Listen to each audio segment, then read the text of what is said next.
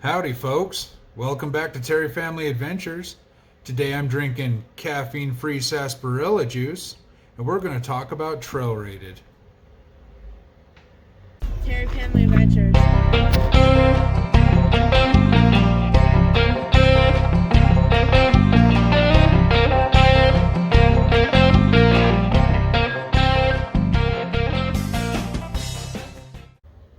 And right here on the Jeep you can see that I do not have a trail rated badge, and we're going to tell you why.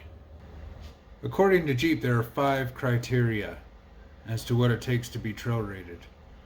And first on our list is now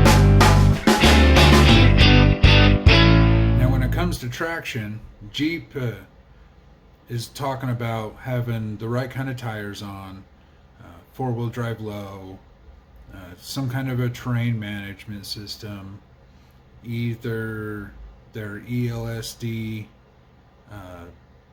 rear axle, and the brake lock differentials all contribute to your traction.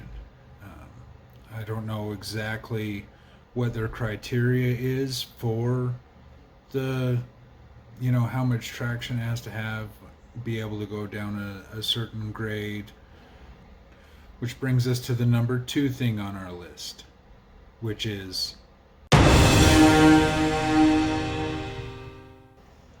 so when it comes to water fording, Jeep says there's a minimum of 19 inches of water that you have to be able to go through for it to be trail rated.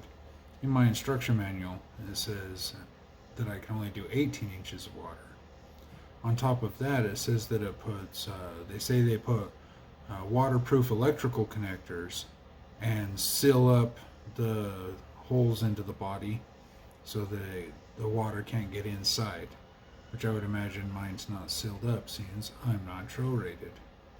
And that brings us to the number 3 thing on the list, which is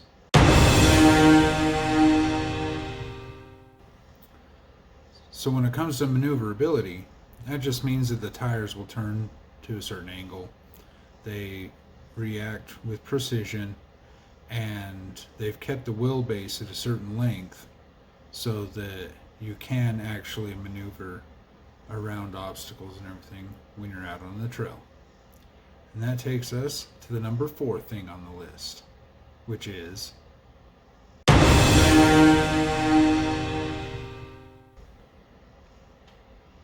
when it comes to articulation, that just means that it's trying to keep all 4 tires on the ground so that it, retains traction. My Jeep has the tow package on there, so it has the Nimvomat, I think that's how you say it, rear leveling shocks.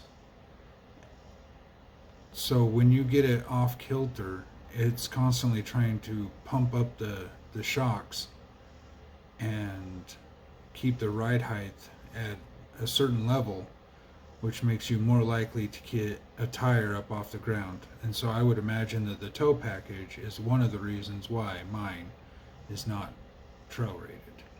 Which brings us to the 5th and final thing.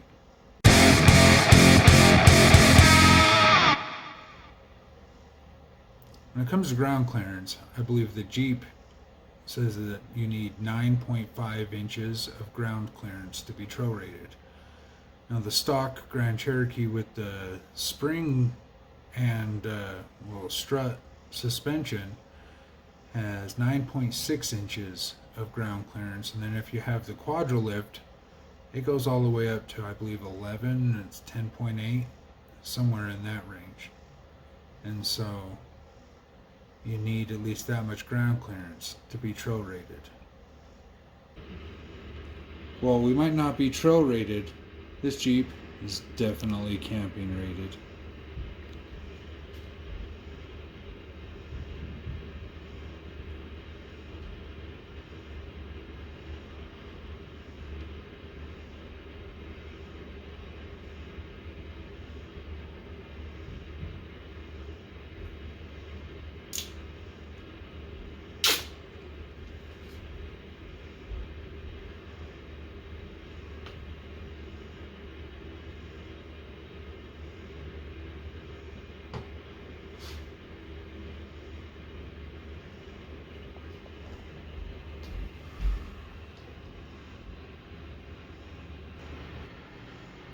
And folks, I hear a lot of talk out there about trail rated having something to do with having Under Armour plating and protection across the bottom.